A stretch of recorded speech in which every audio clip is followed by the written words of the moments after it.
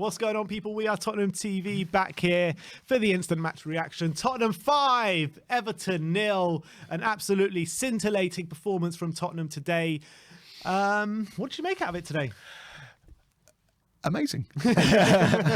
Not what I expected at all. Gobsmacked, delighted. You know, I'm on leave from work this week, so that's a beautiful way to start the week. We were saying on Saturday, you know, thank God there's no game on Saturday because it wouldn't ruin the weekend, or on Sunday. And we said, yeah, but it'll ruin the week, and it's not.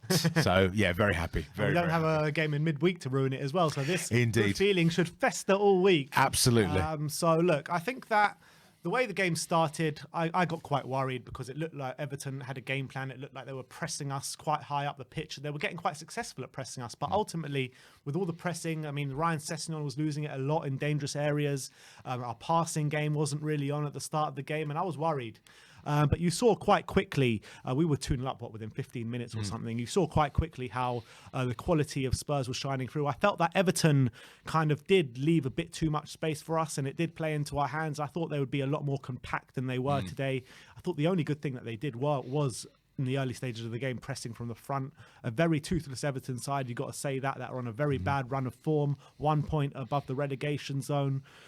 So it's a team that, on the face of things, I was saying before the game, that you're coming into a game against an Everton side, 17th in the league, 1 point above the relegation zone, who are on a very poor run of form, and Spurs fans are not confident to win this game. But I think that they showed today that they can play against this team, and we absolutely took them to the sword today. I thought Kulusevski, Matt Doherty, absolutely brilliant performances today. Harry Kane was absolutely brilliant as well. 2 goals for him, a goal for Sonny. Matt Doherty with 2 assists. That's 3 assists in 2 games. And I mean, Matt Doherty, what's happened to him? He's been Conte'd. He's been Conte'd. It's a new player. As you said, maybe it's not Matt Doherty. Maybe it's like a clone that's been sort of bred in the lab to bring in, because he looks a completely different player. He's playing with verve. He's playing with passion. He's playing with confidence. He's doing good things. You know, 3 assists in 2 league games. You know, 3 assists across 3 games, if you want to put it that way. It was the whole team. The whole team were playing with energy, with commitment, and that translated into his performance as well. I didn't really see him put a foot wrong today. Maybe, as we said earlier, it's the fact that he's now working for a manager that actually employs him in the position that he wants to play, which is that of wing-back. You know, Jose Mourinho didn't play with wing-backs. Ryan Mason didn't really played maybe with attacking full-backs, so it's not quite the same thing. And Nuno, ironically, didn't play with wing-backs, even though he was the one who made Matt Doherty's name for him as a wing-back at Wolves. Now that Conte's here, he plays with wing-backs. Maybe, it's only 2 games, so we can't say for certain, but maybe this is Matt Doherty playing in the position that he wants to play in. Yeah, absolutely spot on. And Kulusevski as well. I mean, Kulusevski has also got 2 assists to his name today.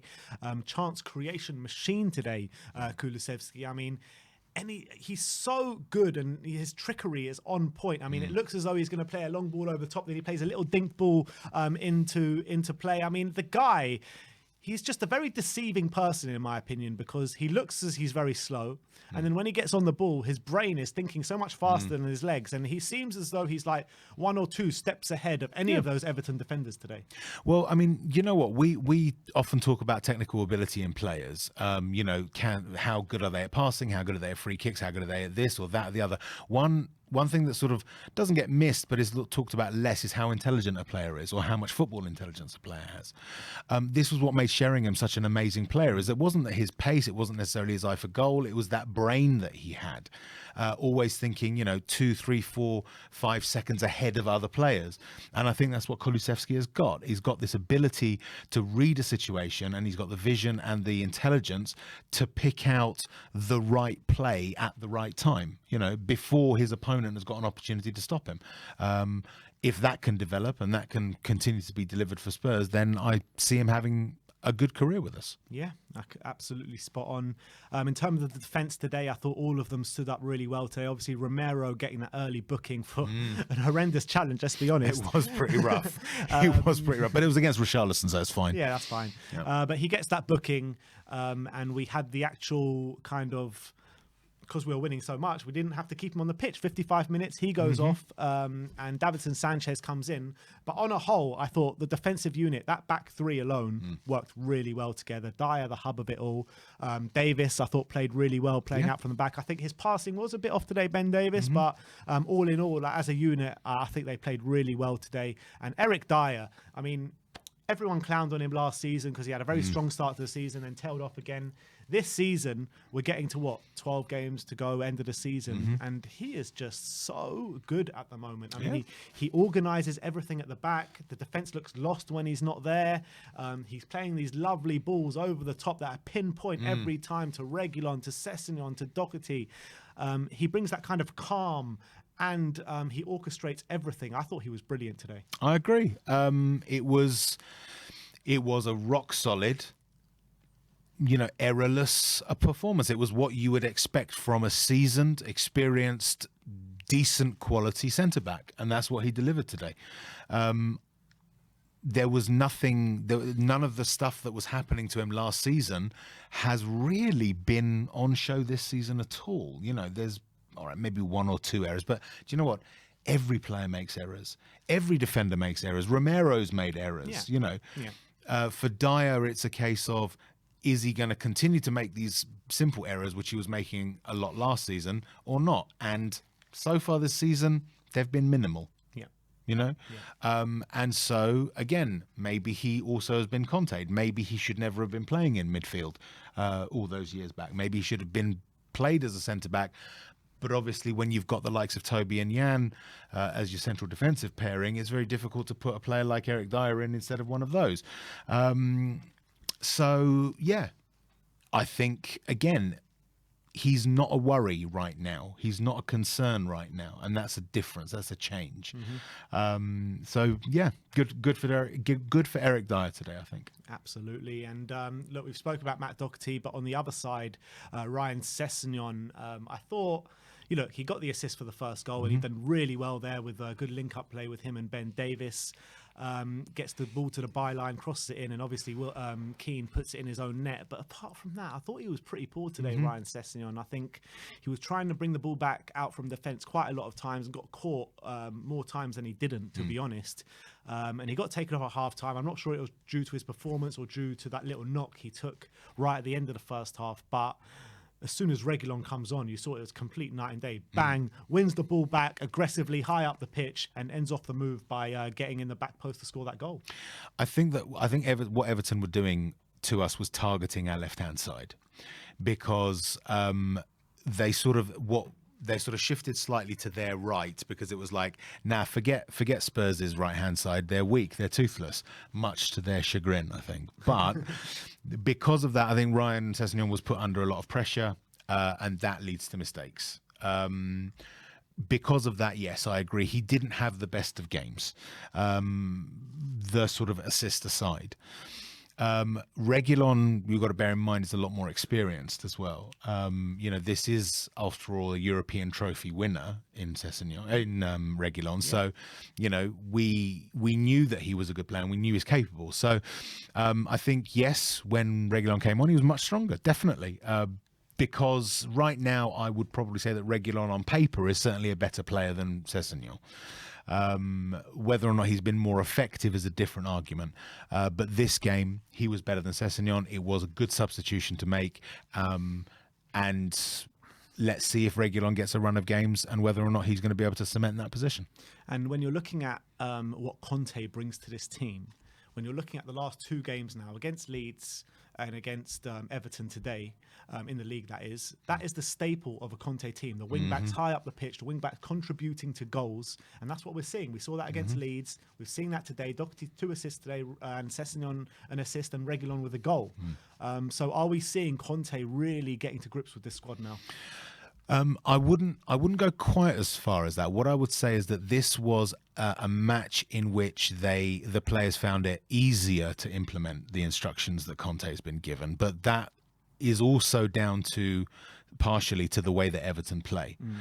When we will certainly see Conte's system much better or much more deeply implemented, I think, when we come up against the likes of, like a Burnley, that play deep, that play, defensive, that are sort of there to soak up pressure, and see if that system can break those kinds of systems down. Because one of the problems that we've got at Spurs is a lack of urgency or a lack of pace, not in terms of running, but in terms of moving the ball. Not today. It wasn't as much on show today, but certainly against Burnley, because they sat back, we thought, right, let's take our time and do this carefully.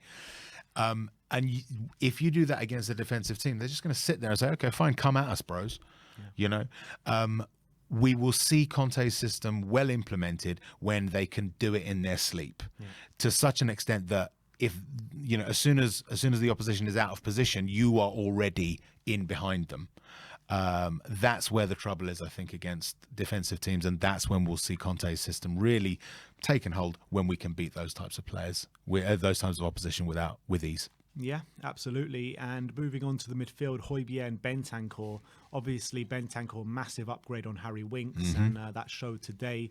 And I thought Højbjerg, maybe his passing wasn't completely rock solid today, but I thought he did a massive shift for the team, aggressive, winning the ball back countless amount of times in the middle of the park. And fair play to Bentancur, because I thought he won the ball back quite a few times in the middle of the park, and his passing was actually quite spot on today. So I want to big up those two in the middle of the park, because I thought they were a big reason how we got to strut our stuff today. Yeah, agreed.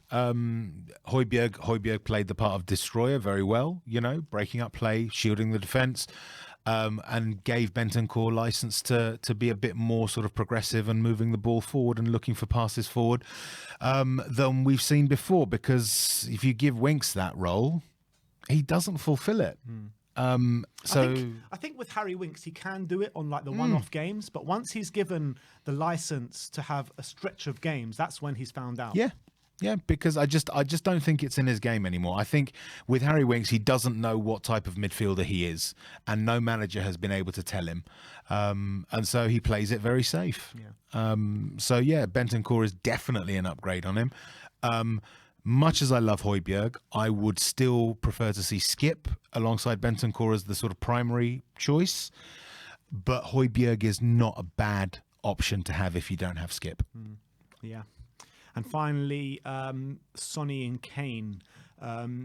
Sonny, I mean, I think he was a bit hit and miss today. I think, especially in the first half, he did lose the ball quite a few times. His passing was kind of off. Should have finished that chance when Doherty played him through on goal. But he scored a goal. So how do you assess Sonny's performance today? Yeah, again, it seems to me like he needs to just sort of gather his thoughts a little bit, just sort of find some focus. He seems a bit blurry at the moment, not exactly sort of that laser sharp focus that you see, that gets him like the Puskás Award. I've drawn the comparison with a high performance car, right? That is in need of maintenance. If you put your foot down in a Ferrari, unless it's falling to pieces, it's still going to go quickly. It's still going to give you performance, but there's going to be problems. And I think that's what the issue is with Sonny. He can perform. He has performed. His stats back that up, but he's blowing hot and cold. The eye test is not delivering the same as what the stats might suggest. Yeah. And finally, Harry Kane, another 2 goals today. Surpasses Thierry Henry in the all-time Premier League goal-scoring charts. Excellent. Va-va-voom that, Thierry.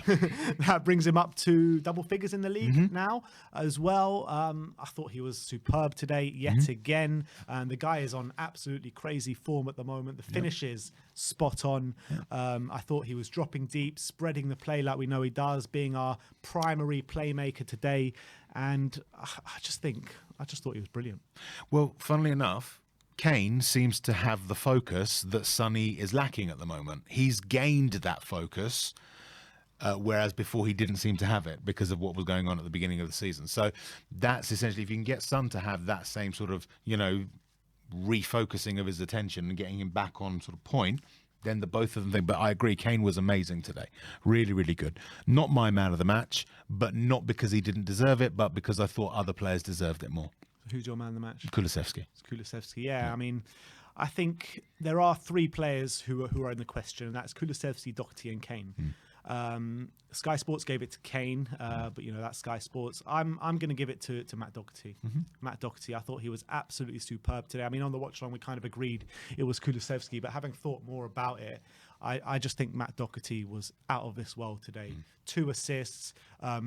He also created many more chances than we actually got the assists for. Defensively, he was spot on. He was always in space, providing that option. He was aggressive as well.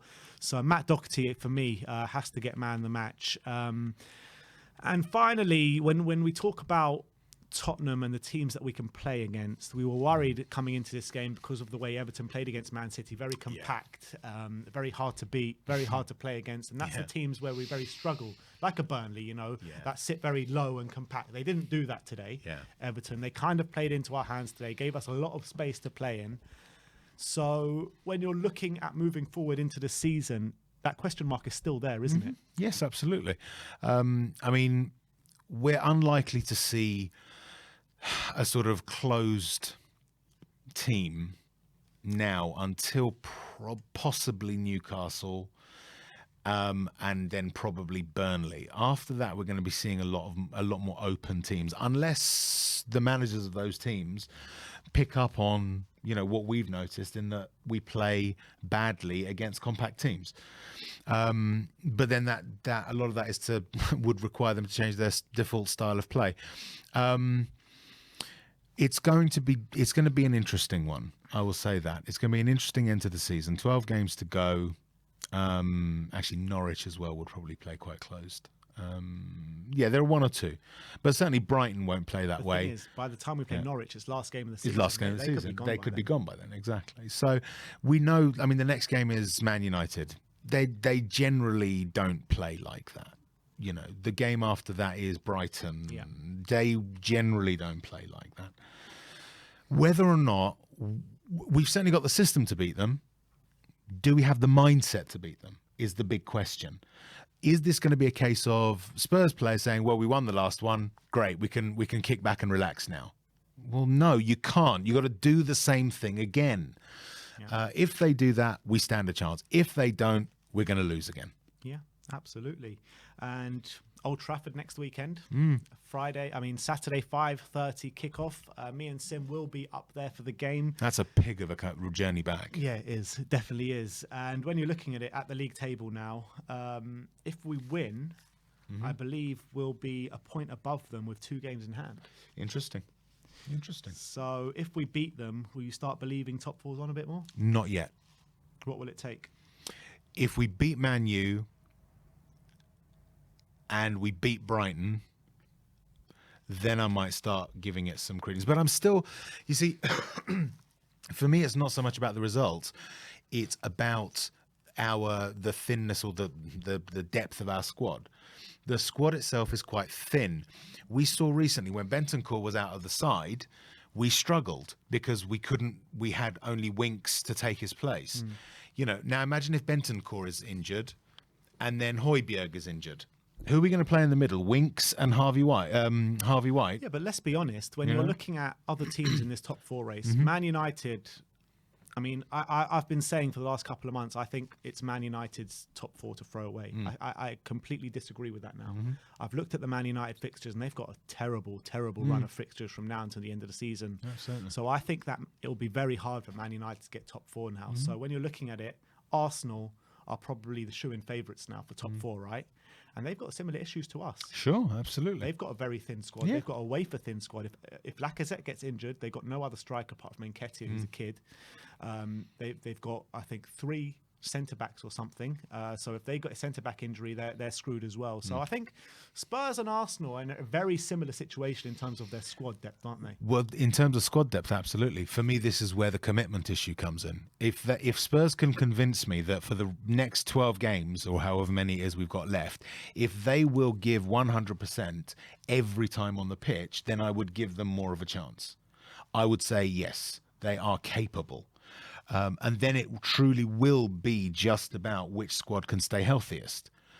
But if they don't, it's that as well that makes me question it. It's these two factors together. Give me one of them at least, and I might believe a bit, but neither of them is there right now. Neither the squad depth nor the conviction that they're going to be committed on the pitch. Until that happens, I can't really back us to get fourth because I just see it falling apart. It's just the pessimism of being a Spurs fan, I think. All right. Well, that is our instant match reaction. Big up, Rez, for coming on the channel today. Thank you very much. Much Thanks for love having for me. having you on. Thank you for everyone in the comments as well today. Big 5-0 win to Tottenham Hotspur today has brought a smile to all our faces. We'll be back on the post-match fan show very shortly, where we'll get your chance to have your say. Thank you, everyone, for joining us today. Like, subscribe, and comment. And as always, come on, you Come on, you Spurs. Spurs.